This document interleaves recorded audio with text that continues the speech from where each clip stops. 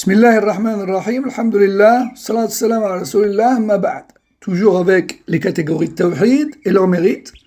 Question numéro 6. Aïna Allah? Où est Allah? Réponse. Allah est au-dessus de son trône, qui se trouve, quant à lui, au-dessus des cieux. Allah est élevé d'une manière que lui seul connaît, subhanahu wa ta'ala. Allah dit dans Surat Taha et d'autres versets encore, ce qui a pour sens, Ar-Rahman est élevé au-dessus du trône. Et le prophète sallallahu alayhi wa sallam de dire dans le hadith authentique rapporté par le Bukhari, Allah a écrit toute chose dans un livre avant de créer. Et ce livre se trouve auprès de lui, au-dessus du trône. Et beaucoup de sahaba et de tabi'in ont compris la même chose à ce sujet. C'est donc un sujet unanime. Et donc un fondement des gens de la sunna dans lequel la divergence et la contradiction est interdite.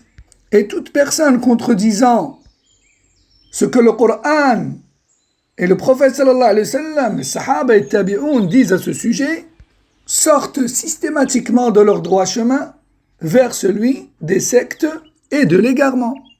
Question numéro 7. Est-ce que Allah est avec nous? Réponse, oui, il est avec nous, mais pas de par son essence et son entité, mais plutôt à travers ses attributs.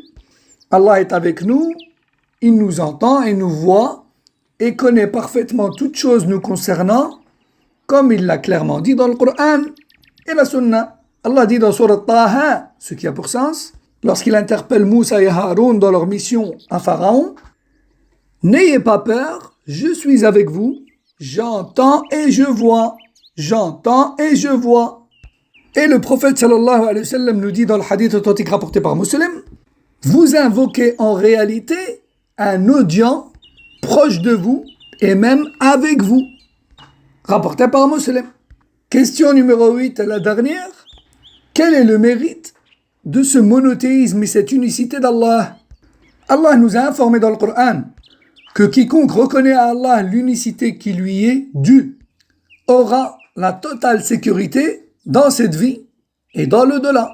Il sera bien guidé dans cette vie et il sera préservé du châtiment dans l'au-delà et verra ses péchés effacés. Allah dit dans le Coran, dans Surat Al-An'am, ce qui a pour sens, ceux qui ont eu la foi, c'est-à-dire le tawhid, et qui n'ont pas entaché cette foi de quelque injustice que ce soit, c'est-à-dire le shirk, ceux-là seront en sécurité et seront bien guidés. Et le prophète sallallahu alayhi wa sallam nous dit dans le hadith authentique rapporté par le Bukhari et Muslim, le droit des serviteurs auprès d'Allah est de se voir épargné du châtiment si le shirk n'a pas été commis. هذا والله أعلم وصلى الله وسلم على نبينا محمد وعلى آله وصحبه السلام عليكم ورحمة الله وبركاته.